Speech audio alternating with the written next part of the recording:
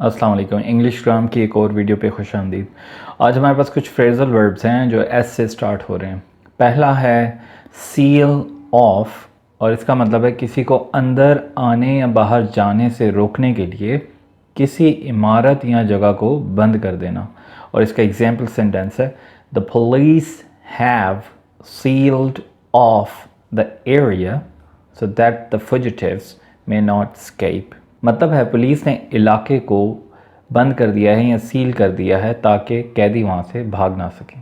Number 2 پہ ہے سی of, اس کا مطلب ہے کسی کو چھوڑنے کے لیے ایئرپورٹ یا اسٹیشن پہ جانا۔ اکثر آپ نے دیکھا ہوگا لوگ مہمانوں کے ساتھ جاتے ہیں یا فیملی کے ساتھ جاتے ہیں، کوئی باہر جا رہا ہو تو اس کو ایئرپورٹ پہ چھوڑنے کے لیے جاتے ہیں، خدا حافظ کہنے کے لیے جاتے ہیں، اسے ہم کہتے ہیں سی آف۔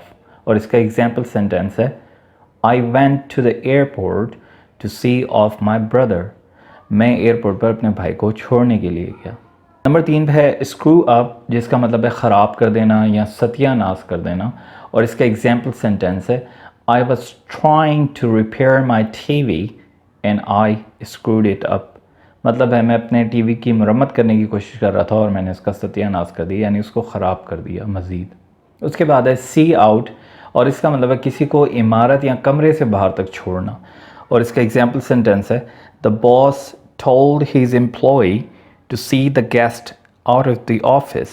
مطلب ہے باس نے اپنے ملازم سے کہا کہ وہ مہمان کو آفس کے باہر تک چھوڑ دے۔ اگلا ہے سیل آف، اور اس کا مطلب ہے عموماً چیزیں کم قیمت پہ بیچنا تاکہ اسٹاک ختم ہو جائے، اور ایگزامپل سینٹینس ہے The garment shop sold off its summer clothes۔